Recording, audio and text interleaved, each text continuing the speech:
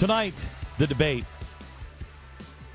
Tonight, Mitt Romney takes the stage against Barack Obama without a teleprompter. One of them is used to doing this. One of them is not. Barack Obama is not comfortable around people. He is not good. And we've heard this from the Arab world, from ambassadors all over the world, saying he's not good at personal relationships. He's not good on one-to-one. That's not what he's interested in. The president is, I think, one debate away from losing the presidency. If he loses this debate, and I mean, it has the same kind of feeling where you walk away, and it wasn't. I really don't think that Mitt Romney torched him. I don't think, and that's what Biden set out to do, and I think that's what Barack Obama is going to be torn with. He's going to have much more class than he has, because Joe Biden came in to torch Paul Ryan, and he looked like a jerk. Barack Obama will easily look like a jerk because Mitt Romney's not.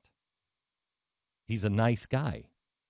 And if he can continue to keep the tone that he had last time, be clear on the facts, and explain things clearly, President Obama is going to be on the attack.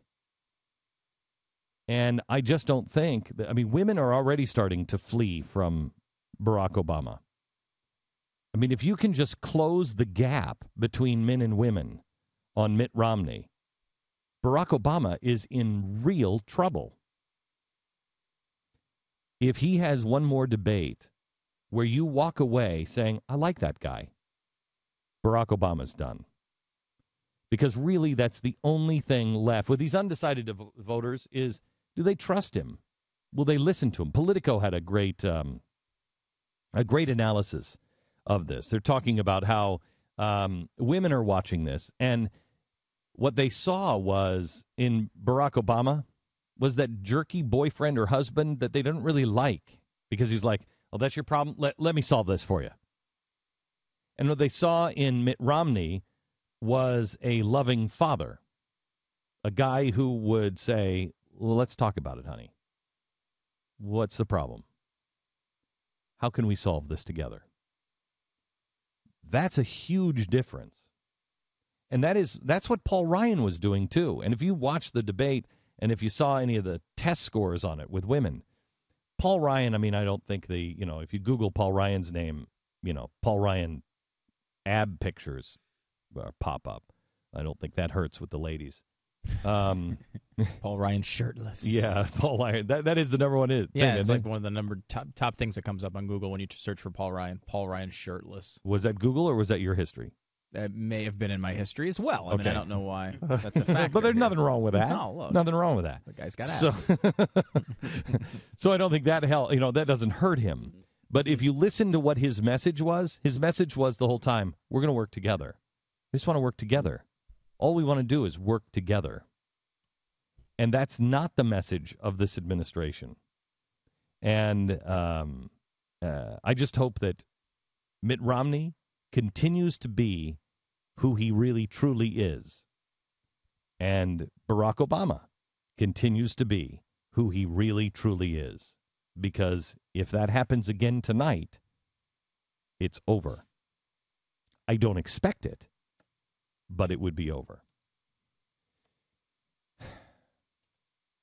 Am I alone in the hatred of the debates where we're asking the regular people stand up in the town hall meeting? Yeah, I'd much rather have them asking the questions via YouTube. I think that's what's missing. It's even worse. At least that didn't happen this year. Worse. I really do. The town hall things, it does give a candidate an opportunity to, it's a different the approach is different, but the questions are never good. I mean, the bottom line is you're putting a bunch of undecided voters in there. If you're an undecided voter at this point, the vast majority of those people haven't thought about these issues that much. You get such stupid questions, though. Like, That's what I mean. My commute is an hour and 15 minutes. What can you do to make that shorter? nothing. The presidency's not about your commute. I mean, they ask stupid questions. You can't answer like that, unfortunately. You can't. Yeah. But the president has nothing to do with many of the things that they ask about. Mm-hmm. You know, it's not the president's job to find you a job, really. You know, what are you going to do to help me find a job? Used the president used to. Yeah. The president he's used to do. go out and say, "Give me your name. Give me your name. I'll help you." Remember that when he first got into office, he was asking for people's names. That's right. Mm-hmm. People would give him his names, and he would try what? He was like filling out a Monster.com profile for them. What are you doing? You're the president of the United States. But that's what he. You know what? We're going to have somebody talk to you from the White House. I'll see what we can do for you. I wonder if she got a job. I remember that lady. I don't think she did. Last I saw, no. It was for her husband, right? And he didn't have a job last. Yeah, and I he was heard. some sort of an engineer or something, mm-hmm. and he couldn't get a job. And Barack Obama, I think kept he came asking back questions like, "Well, that industry is doing going really well, which it wasn't. Why doesn't your husband have a job? Maybe he sucks at what he does." I don't think he said that. I don't. It was something close to that. I don't think I'm paraphrasing a little bit, but maybe I think a lot. You're paraphrasing a lot. Pretty much the point. Putting some extra phrases in there that I don't think he said. I think that's my problem with the debates is the questions. But you know what? If you're an undecided voter, if that's all that's left at this point of those undecided voters, maybe we should just put up with the stupid questions. And supposedly 80% of the audience is undecided. How dumb do you have to be at this point to be undecided? You're adult. Well, you at least are not putting thought into it, right? Yeah, I mean, you're not. You're either not paying attention dumb, or you're butt stupid. Yeah, One of you the don't two. have to be. You don't have to be dumb, but You're you just have not to paying be attention. You're not paying attention at all. Yeah, I think and, there's and I think for you not to be paying attention at all, you're stupid. Mm-hmm. You're dumb as a box of rocks because our country is at stake, and that's the problem. They won't get this debate will be frustrating. You're not going to get the sense of real urgency from anybody because if you're undecided, you don't know what's going on in the Middle East. You don't know what's happening with QE infinity, the printing of our dollars nonstop with no end in sight. QE infinity. Nobody knows that. If you're undecided, you haven't thought about QE infinity. You haven't thought about hyperinflation. No. You haven't thought about the global debt and Europe and what's happening over there. And how are you making a decision? I would say I think there's a third profile of the undecided voter for this election specifically, which is the person who voted for Obama, always votes for Democrats, and is trying to come to the realization that they know this guy sucks, but they have to break the tradition of their entire lives, and it's difficult. I will tell you that this may be the one case where a conservative playing to the middle, it may actually work. I don't think so. I mean, it's never happened before. We always lose when we have somebody who's like, hey. But playing to the Reagan Democrat, which I think Romney is doing, I think so too. Is I think might work because there are those people who. Well, look at the last debate. That's what Romney did. He tried to moderate his position, which was pretty moderate to begin with, but he was making sure that everybody knew it wasn't some extreme tax-cutting policy that was going to cut your taxes $5 trillion. No, my tax cut is nowhere near that. We talked about this before, Stu and I, that it used to be that people bragged about how big their tax cut was. Not now. It's like, oh, no, I'm not going to cut your taxes that much. I promise. I promise. Well, I'm just barely going to trim them. 50% of the country doesn't pay taxes. Yeah. And so they have, for 50% of the country, you have to tell half of the country, I'm going to cut your taxes.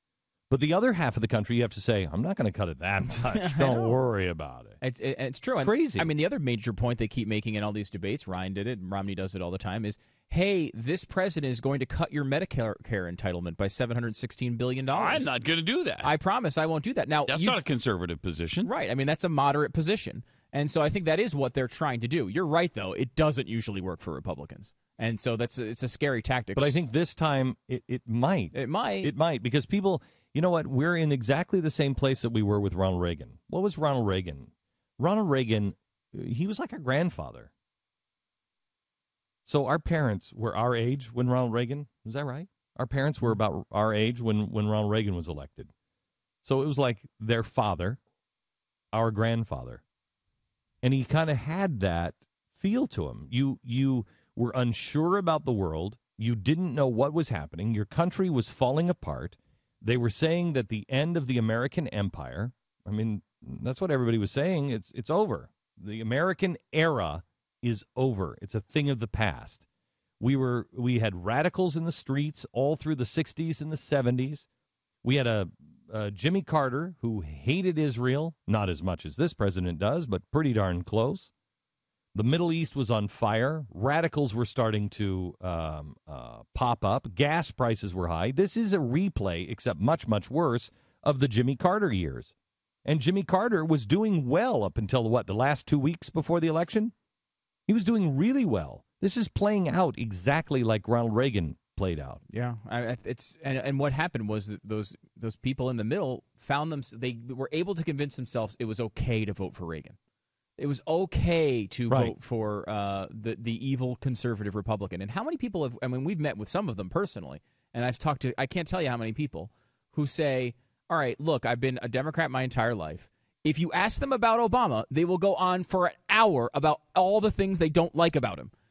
His position on Israel. Okay, I think we should pay our fair share, but this guy's crazy about it. I don't. And they'll go on and on and on with a couple of exceptions on things like maybe gay marriage, and they'll of course bring up the birther thing. But that's the thing; like they don't want to vote with the birthers, and they are very critical of Obama, but they don't want to be seen as this birther racist person.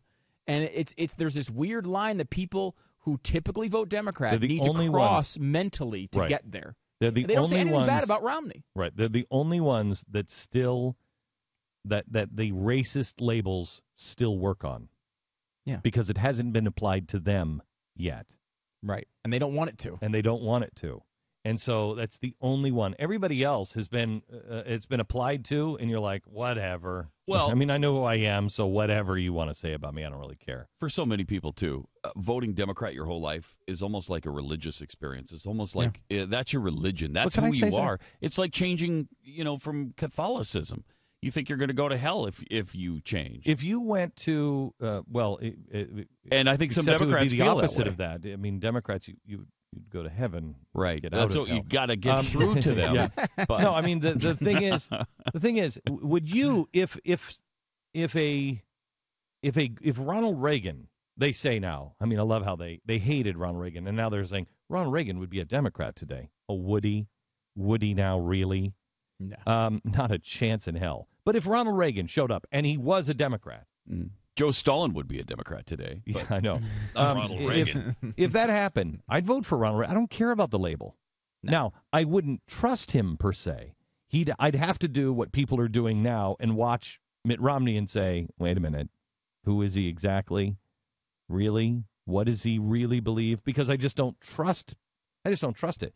That's why Mitt Romney, the best thing he can do is be very, very clear, very steady, not angry.